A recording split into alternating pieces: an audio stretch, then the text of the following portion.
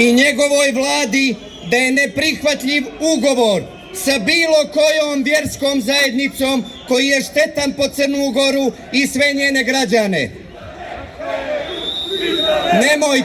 Nemojte to.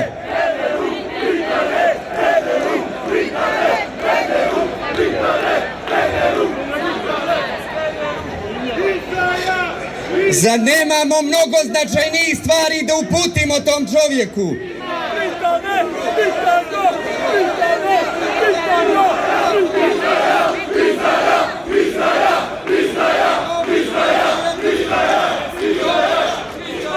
Poručimo večeras gospodinu Dritanu Abazoviću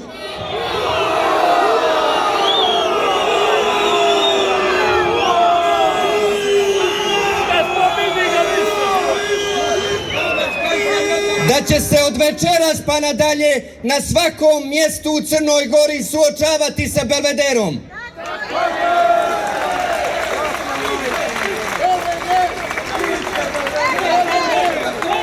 Zahtjev Belveder, Belveder, Belveder.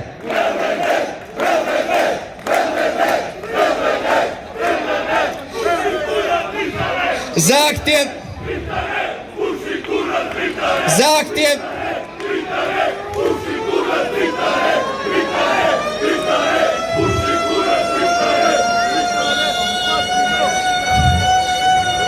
braćo, vama tu koji vičete ovako nepristojne poruke, mogu li vas zamoliti da prekinete sa tim ili ako imate te poruke napustite ovaj skup?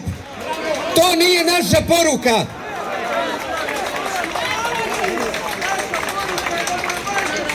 Ako nemate građansku i nacionalnu svijest da smo svjesni trenutka u kojem jesmo i ako nemamo dovoljno argumenata da se sa njima borimo bez uvreda sa našim političkim, vrijednosnim, ideološkim protivnicima, onda nas ne bilo.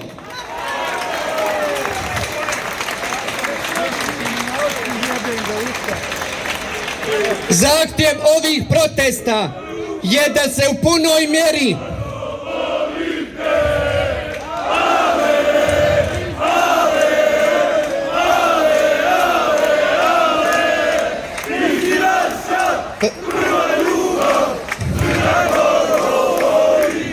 tako je.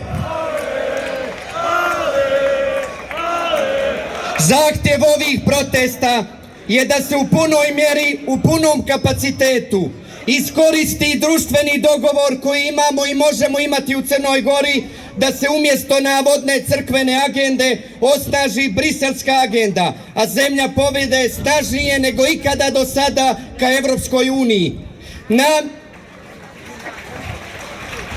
Namjerno kažemo navodne crkvene agende jer ovo nije potreba jedne crkvene zajednice, već režima u Beogradu da dominira regionom i Crnom Gorom.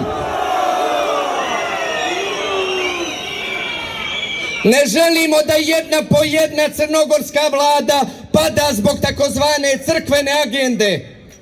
Ukoliko ovako nastavimo, u zemlji ćemo imati više sveštenika, više popova nego mladosti. Nego mladosti koja će spasi budućnost tražiti u zemljama EU i naprednog svijeta. Umjesto biznis sektora, društvom će dominirati crkvena ekonomija, a crkva će postati najuspješnije preduzeće. Protest koji se događa je poruka što se crnogorsko društvo oslobađa partitokratskog nasljeđa. Protest je upozorenje i svim partijama, a ne samo Dritanu Abazoviću.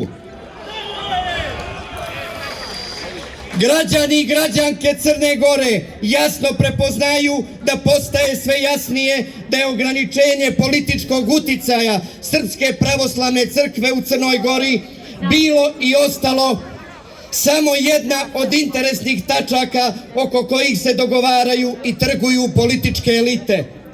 Poručujemo da je konačan trenutak da prestane da se država tretira kao uslužni mehanizam partija na vlasti, a dobrobit građana bude od sekundarnog značaja u odnosu na obavezu održavanja i jačanja partijskih pozicija. Građani sa ovih protesta jasno poručuju: Crna Gora može biti član Evropske unije samo i jedino kao suverena i nezavisna država.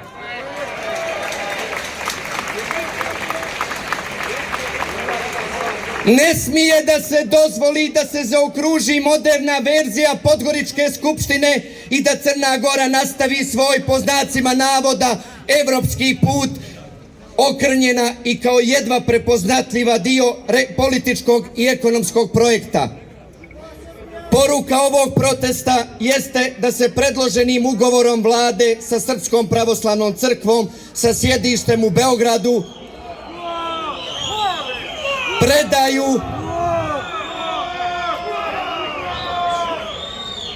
predaju značajne ingerencije države Crne Gore i na to nikako ne pristajemo.